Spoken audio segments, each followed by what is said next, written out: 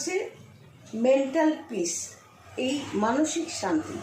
এটা এখানে কিভাবে পাবো? এখানে পাবো চন্দ্রের ভালো পজিশন, বৃহস্পতির ভালো পজিশন।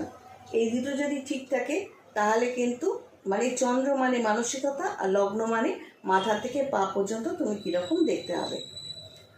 মানে মাথার চুল থেকে তোমার পায়ের নখ পর্যন্ত ঠিক কীরকম হবে সেটা লগ্ন ডিফাইন করে। এবার মানসিকতা মানে চন্দ্রের ওপর বৃহস্পতির প্রভাব যখন থাকে সে অটোমেটিক্যালি কৃতজ্ঞ হয়। মানে ভগবান বা তা যা দিয়েছে বা যেটা সে পরিশ্রম করে স্ট্রাগল করে নিজেকে ইনভেস্ট করেছে, যে আমার ফোকাস এটা, আমি এইভাবে এই জায়গায় পৌঁছবো, যতটুকু সে পেয়েছে তার মধ্যেই সে খুশি, তার মধ্যেই সে কৃতজ্ঞ। ভগবান তখন এই কৃতজ্ঞতার ফলস্বরূপ তাকে আরও দেয়। এই ভগবানের জায়গাটা আমি অনেকবার বুঝিয়েছি, পারলে পুরনো ভিডিও যদি মনে হয় দেখবে, যে ভগবান বলতে আমরা এক্স্যাক্টলি কি বুঝি, কিভাবে তাকে পাওয়া যেতে পারে। কেউ মূর্তির মধ্যে খোঁজে, কেউ আকাশের মধ্যে খোঁজে, কেউ গ্যালাক্সির মধ্যে খোঁজে, বাট ভগবান একটা ফ্রিকোয়েন্সি। এটা নিয়ে পরে ভিডিওটা করছি। তো এই সুখ শান্তি ব্যাপারটা আসে চন্দ্রের ওপর বৃহস্পতির প্রভাব।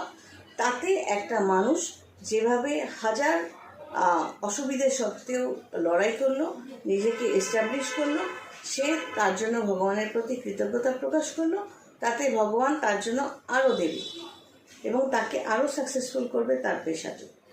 তাহলে কী হবে? সে মানসিক সুখ শান্তি খুঁজে পেল। কৃতজ্ঞতার সাথে মানসিক সুখ শান্তির ব্যাপারটা কিন্তু ওতপ্রোতভাবে জড়িত। যে মানুষ কৃতজ্ঞ হতে পারে না, অর্থাৎ তার মধ্যে সেই পজিটিভ মাইন্ডটা নেই, কৃতজ্ঞতা বোধটা একটা অন্য একটা জিনিস, এটা কোনো অবজেক্ট নয়। কৃতজ্ঞ না হতে পারলে সে কোনোদিন সুখ শান্তি খুঁজে পায় না।